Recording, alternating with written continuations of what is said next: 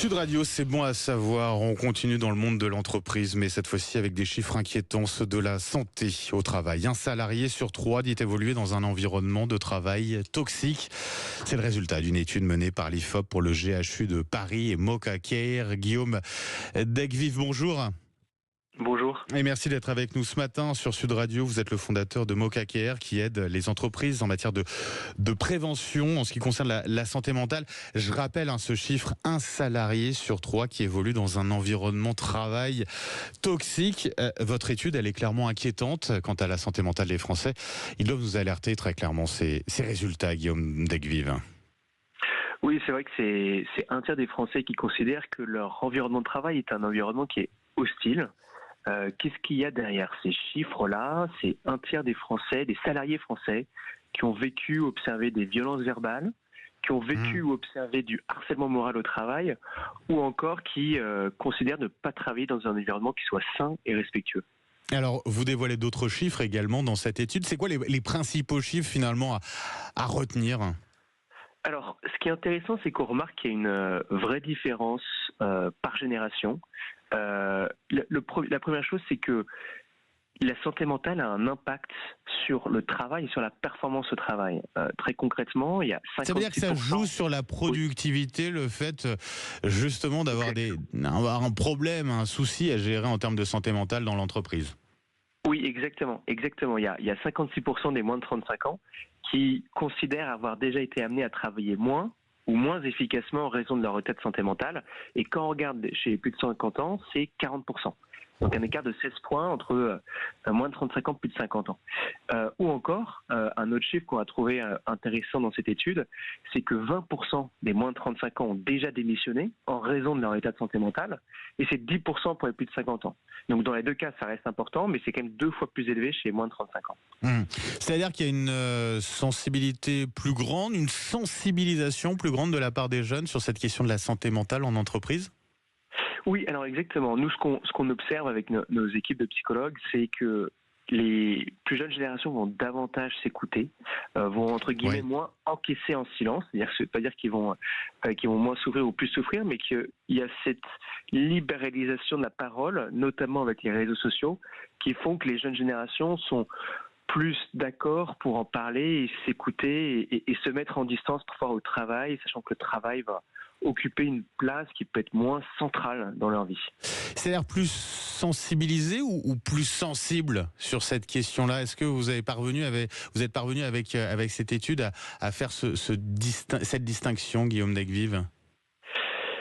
Alors c'est délicat c'est plus compliqué, ouais. Oui, voilà, d'être aussi précis. Par contre, peut-être un élément qu'on remarque, c'est que c'est beaucoup moins stigmatisé chez les jeunes, dans le sens où, par exemple, il y a 48% des jeunes qui ont de moins de 35 ans qui sont allés voir un psychologue, 48% versus 30% pour les plus de 50 ans.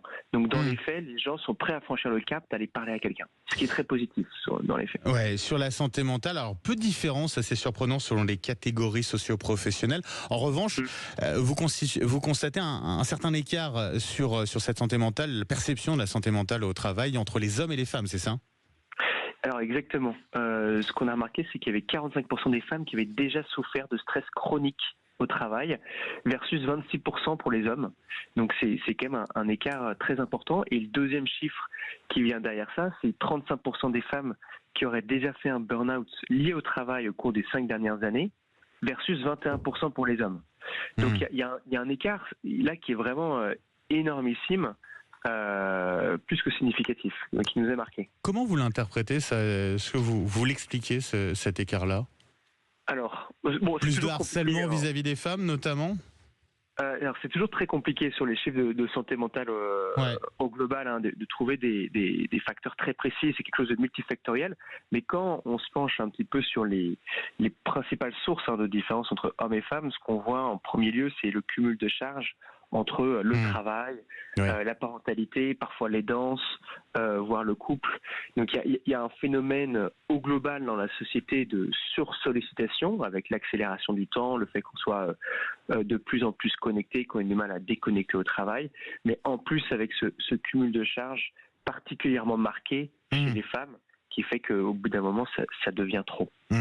L'autre indication, enseignement de cette étude, c'est le fait que c'est l'écart là qu'on trouve cette fois-ci entre les managers, le management et les salariés sur cette question de la santé mentale. Oui, alors ce qu'on se rend compte, c'est que tout le monde dans l'entreprise plébiscite des actions sur la santé mentale au travail. C'est-à-dire qu'on a regardé par catégories socio-professionnelles, plus de 80% dans toutes les catégories socio-professionnelles veulent plus d'actions en termes de santé mentale au travail. En revanche, il y a un vrai écart entre ce qui a été déployé, le sentiment qui a été déployé au nom des managers ou des RH qui disent oui, on a déjà déployé beaucoup de choses, versus côté équipe, côté employé, le sentiment que c'est pas encore beaucoup le cas. Et donc là, il y a un écart de perception et de réalité. Peut-être que les salariés s'attendent à avoir plus, quelque chose de plus concret, de plus poussé. Comment on fait justement pour améliorer cette santé mentale au travail? Alors c'est un défi colossal, mais peut-être qu'il y a quelques exemples à donner pour l'améliorer. Oui, c'est un défi colossal et c'est un défi qui ne sera jamais terminé. Malheureusement, il n'y a pas de solution parfaite. Maintenant, il y a quand même des leviers d'action concrets qui existent. Ça peut passer par tout simplement de la formation. Comment est-ce qu'on fait pour former les équipes, pour repérer les signaux faibles, faire en sorte de, quand on voit un collègue qui ne va pas bien, on est capable de l'identifier, de le rediriger, de le recommuniquer pour pas attendre que quelqu'un ait fait un burn-out.